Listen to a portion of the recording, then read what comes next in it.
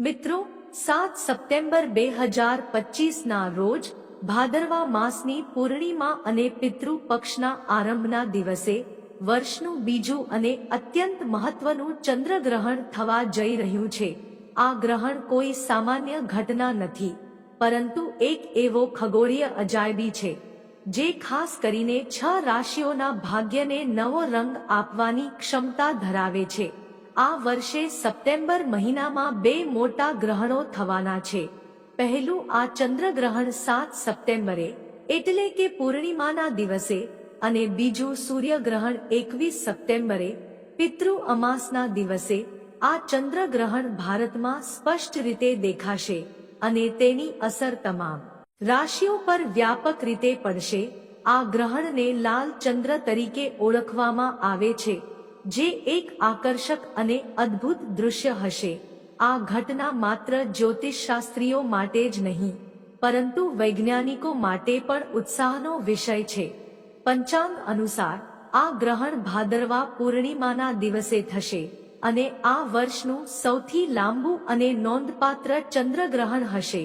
ગ્રહણના 9 કલાક પહેલાથી સૂતક કાળ શરૂ થઈ જશે, જે દરમિયાન કોઈ શુભ કાર્ય કરવું યોગ્ય નથી. ચાલો સૌથી પહેલા આ ચંદ્રગ્રહણનો ચોક્કસ સમય અને તારીખ જાણીએ. ત્યારબાદ હું તમને એ જણાવીશ કે આ ગ્રહણની અસરથી કઈ 6 રાશિઓનું ભાગ્ય નવો રંગ લઈને ચમકશે.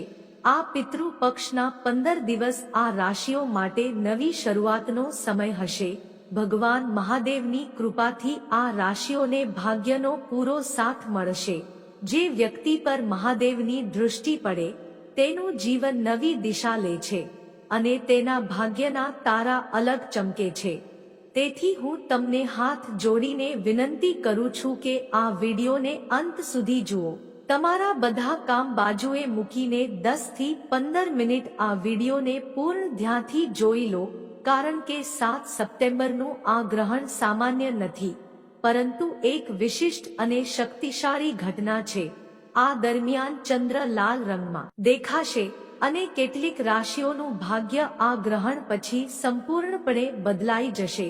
તેથી કોમેન્ટમાં જય મહાદેવ, જય શ્રી રામ લખો અને તમે આ વિડીયો ક્યાંથી જોઈ રહ્યા છો, તમારું નામ, સ્થળ અને જન્મ તારીખ લખો, જેથી હું તમારી રાશિ મુજબ ખાસ ઉપાયો કોમેન્ટમાં જણાવી શકું. ચાલો હવે આ ચંદ્રગ્રહણનો સમય, સૂતક કાળ અને તેની ધાર્મિક તેમજ જ્યોતિષી અસરો વિશે વિગતે જાણીએ. હિન્દુ પંચાંગ અનુસાર આ ચંદ્રગ્રહણ 7 સપ્ટેમ્બર 2025ના રોજ થશે. આ પૂર્ણ ચંદ્રગ્રહણ હશે, જેને ખગોળશાસ્ત્રમાં લાલ ચંદ્ર તરીકે ઓળખવામાં આવે છે. આ સમયે ચંદ્ર સંપૂર્ણપણે લાલ રંગમાં દેખાશે અને આ ઘટના ભારત, એશિયા, યુરોપ, આફ્રિકા અને વિશ્વના અન્ય ભાગોમાં દેખાશે. વૈજ્ઞાનિક દૃષ્ટિકોણથી જ્યારે સૂર્ય, પૃથ્વી અને ચંદ્ર એક સીધી રેખામાં આવે છે અને પૃથ્વીનો પડછાયો ચંદ્રને ઢાંકી દે છે, ત્યારે સૂર્યનો પ્રકાશ ચંદ્ર સુધી સીધો પહોંચતો નથી. આ ખગોળીય ઘટનાને ચંદ્રગ્રહણ કહેવામાં આવે છે. ભારતીય સમય મુજબ આ ગ્રહણની ઉપછાયા રાત્રે 9 વાગ્યે શરૂ થશે. આંશિક ગ્રહણ 10 વાગ્યે દેખાશે અને 11 વાગ્યે ચંદ્ર સંપૂર્ણપણે પૃથ્વીની છાયામાં પ્રવેશી જશે. રાત્રે 12:20 સુધી આ પૂર્ણ ચંદ્રગ્રહણ ભારતમાં દેખાશે. ત્યારબાદ તે ધીમે ધીમે સમાપ્ત થવા લાગશે અને રાત્રે 1:35 વાગ્યે આસપાસ તે સંપૂર્ણપણે ખતમ થઈ જશે. આ ગ્રહણ લગભગ 3 કલાક 28 મિનિટ સુધી ચાલશે અને તેની અસર લાંબા સમય સુધી રહેશે. પ્રિય દર્શકો, આ વિડીયોને લાઈક કરો અને તમારા મિત્રો, સંબંધીઓ અને પડોશીઓ સાથે શેર કરો.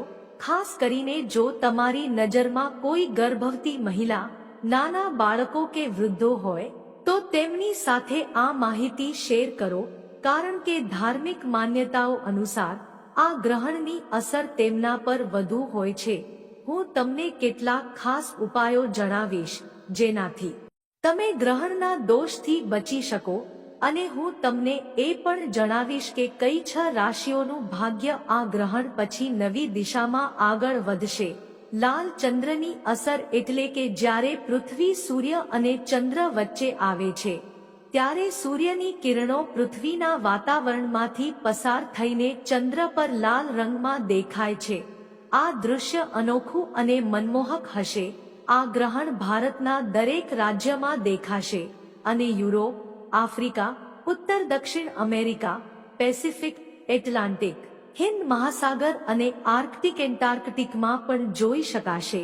ગ્રહણના દિવસે દૈવીય શક્તિઓ ઉચ્ચ સ્તરે હોય છે અને આ દિવસે કરેલા ઉપાયો અત્યંત ફળદાયી હોય છે. ચાલો હવે જાણીએ કે આ 6 ભાગ્યશાળી રાશિઓ કઈ છે.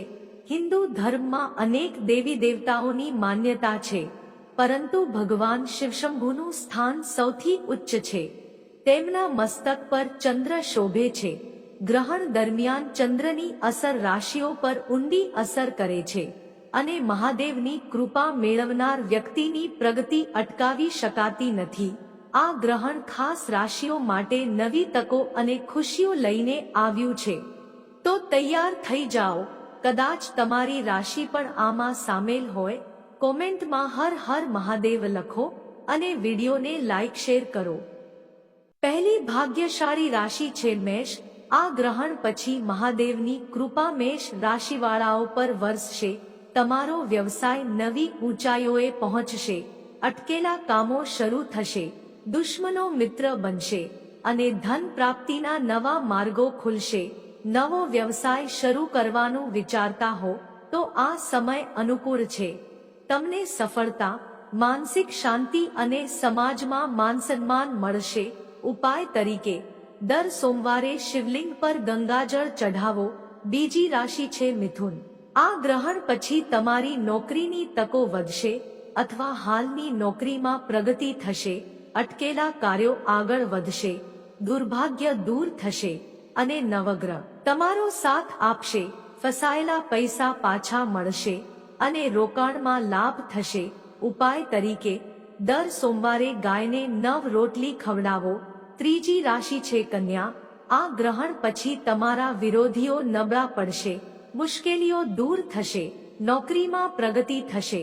વિદેશ યાત્રા અને લગ્નના યોગ બનશે. સંતાન પ્રાપ્તિના સારા સમાચાર મળી શકે. ચોથી રાશિ છે ધનુ.